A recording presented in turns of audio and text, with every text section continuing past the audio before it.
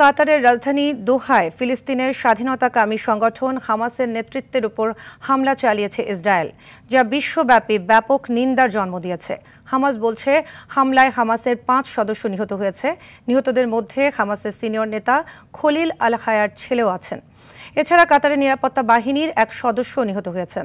White হাউসের দাবি, কাতারে ইসরায়েলের হামলার বিষয়ে আগেই সতর্ক করেছেন ট্রাম্প, যদিও তা অস্বীকার করেছে কাতার। ইমতিয়াজ আহমেদের রিপোর্টে দেখুন বিস্তারিত।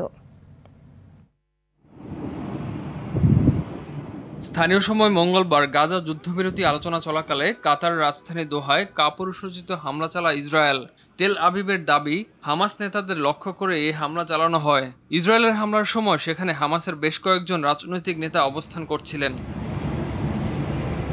হামাস বলছে গাজা যুদ্ধবিরতি নিয়ে আলোচনাকারী একটি প্রতিনিধি দলকে লক্ষ্য করে এ হামলা চালানো হয়। হামলার নিন্দা জানিয়েছে কাতার ও জাতিসংঘ। কাতার বলছে তেল আবিবের হামলা আন্তর্জাতিক আইনের স্পষ্ট লঙ্ঘন। একে সন্ত্রাসী হামলা বলেও ব্যাখ্যা দিয়েছে দেশটি।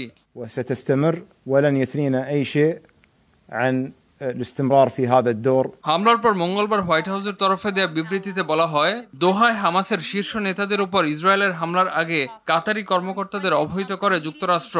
তবে যুক্তরাষ্ট্রের এ দাবি অস্বীকার করেছে কাতার। কাতারে হামলায় নিজের প্রতিক্রিয়া জানিয়ে ডোনাল্ড ট্রাম্প বলেন, হামাসকে লক্ষ্য করে কাতারে ইসরায়েলের হামলায় তিনি আনন্দিত নন।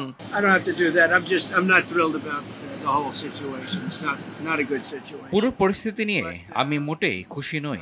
পরিস্থিতি ভালো না, তবে আমি এইটুকু বলবো, আমরা জিম্মিদের ফেরত চাই। কিন্তু আজ যে পরিস্থিতি হলো, এতে আমি রোমাঞ্চিত নই।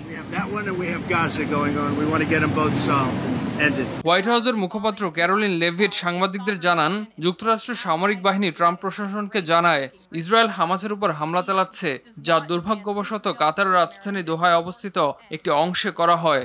President Trump also spoke to Prime Minister Netanyahu after the attack. এদিকে দোহায় ইসরায়েলের হামলার পর উদ্ভূত পরিস্থিতিতে কাতারে অবস্থানরত বাংলাদেশি নাগরিকদের বিশেষ সতর্কতা অবলম্বনের পরামর্শ দিয়েছে দেশটিতে অবস্থিত বাংলাদেশ দূতাবাস।